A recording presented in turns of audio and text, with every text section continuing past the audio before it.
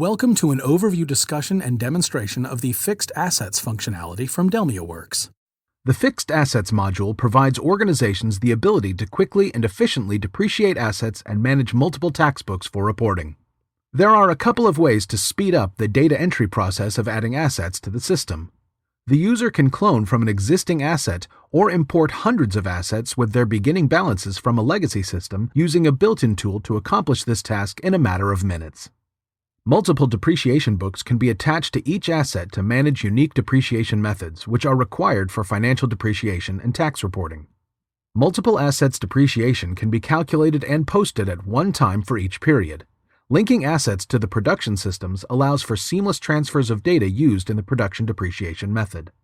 Assets can be easily retired or transferred from one company location to another.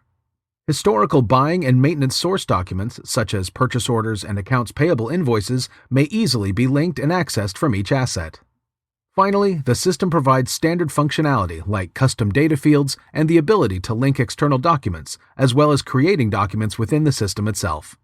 Let's take a look at how to create, manage, and depreciate assets within the system. Fixed Assets is accessible from the Asset Management tab. These 7 icons on the left directly relate to fixed assets depreciation. Those on the right are used to access the Maintenance, Repair, and Overhaul module, also known as MRO, as well as the Project Manager module. We will talk about the relationship between these modules and fixed assets later in this video. Within Fixed Assets Maintenance, assets can be created, cloned, depreciated, and reported. Upon entering into this screen, users are presented with a pick list of existing assets. Users can search and select an existing asset to view and manage the asset, or select New from the pick list to create a new asset. For this example, we will select an existing asset. There are 3 ways to create an asset. First, assets can be created new from this screen, or the pick list, by either selecting the plus icon here or the New button we saw from within the pick list window. An asset can also be cloned using the menu option called Clone Fixed Asset. Lastly, there is an option on the launcher bar where a user can import assets from a legacy system or by using an export of records located in MRO or Project Manager if current data exists in those modules. When creating a new asset, a user must fill out the minimum required fields for depreciation, such as the asset number, description, in-service date, salvage value, useful life, and acquisition cost. On the right, we can see Depreciation Account, which represents the Asset Contra account, and the Expense account for the depreciation expense. If depreciating using the Units of Production method, users will want to link the asset to the MRO module using the Equipment Number field, where a record from that module can be linked to the asset. The Asset and Gain/Loss accounts are only used when the asset is disposed of, which is done from the Retire and Transfer tab. We will visit that area of the software in just a moment. On the Books tab, multiple books may be created for each asset to allow unique depreciation methods for financial versus tax reporting. Templates should be created for each book to process depreciation for multiple assets at one time. Templates can be created from within the Fixed Assets Book Templates module here. Once the templates are defined, users can use the icon labeled Assign from Template to link the template to the asset. Details can be overridden on each individual asset, such as property and asset class and posting basis. We have defined templates for a financial book type as well as a tax type. Only one financial book may be assigned to each asset. It will allow posting of depreciation to the general ledger. The tax book type is strictly for generating depreciation values for tax reports.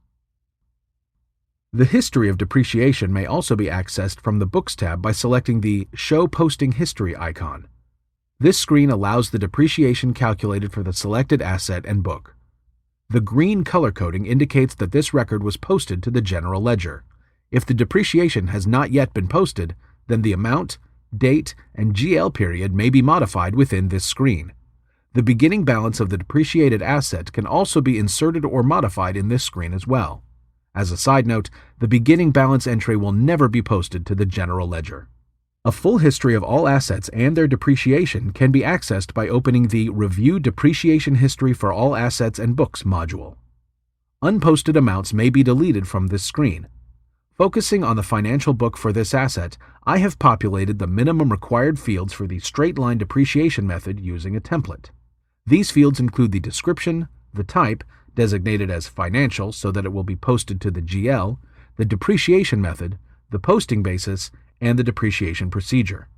The procedure is auto-populated based on the depreciation method, but may be replaced if an alternative calculation is desired. The fields shown here are automatically populated and updated by the system based on setup values and the depreciation calculations. The accumulated depreciation is updated each time an asset's depreciation is calculated. The book value represents the current value of the asset when reducing the acquisition cost by the total calculated depreciation. Once a financial book is defined for an asset and required fields are populated, the asset's depreciation can be calculated from the book screen using the Calculate Selected Books icon, or if a template is defined for a book, then multiple assets may be depreciated at one time. To calculate multiple assets, select the calculator at the top of the screen, then multi-select assets in the lower grid using the selection icons or corresponding keyboard mouse functions to select the assets that require calculating. Once records are selected, choose the icon in the lower grid called Calculate Depreciation for Selected Book. The user would then select the book to use for depreciation, then finally select the date to define the period. This may be backdated to land in an earlier time period. In order to review and post records to the GL, a user would open the Post Fixed Assets to the General Ledger module. The system will automatically show calculations for the current period at the top of the window. To select a different period, a user can select this icon here. The recalculated depreciation for each asset may be reviewed in the grid below, or the user can open Reports and select a pre-post batch report to view or print. In order for a user to post the record to the general ledger, they would first select all the desired line items and select the Post to the GL icon here. The system then allows the user to backdate the posting or leave it set to the current date.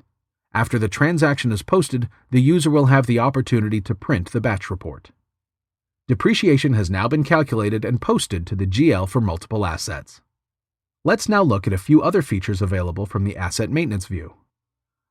Under the History tab, users can view accounts payable invoice details with a reference to its corresponding purchase order.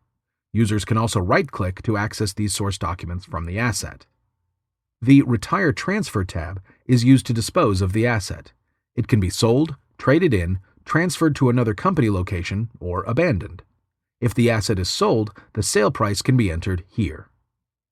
GL transactions can be automatically generated for the disposal of the asset, and GL accounts and amounts may be modified from this screen prior to posting to the GL. When the user is ready to post the changes, they can select Post here. Last, the system provides many elements which are common throughout IQMS modules, those being user fields, user-defined fields, and attached documents. User fields and user-defined fields allow the user to tailor the data captured about the asset to their company's needs. Any modified user field will be available for search within the pick list, as well as referenced when reports are generated. We see an example of a customized field with Useful Life UOM. The Documents tab allows the creation of internal documents and attaching of external documents, as we see here with this PDF file. This feature integrates with our Document Control module so that users can attach documents from both secure and insecure libraries. This concludes our demonstration of the Fixed Assets feature from Delmiaworks. As we have seen, these tools provide the most integrated and seamless way for finance to manage and depreciate assets. Thank you for taking the time to watch this overview of the Fixed Assets module from Delmiaworks. If you would like more information on the products and services from Delmiaworks, please visit 3ds.com/Delmiaworks.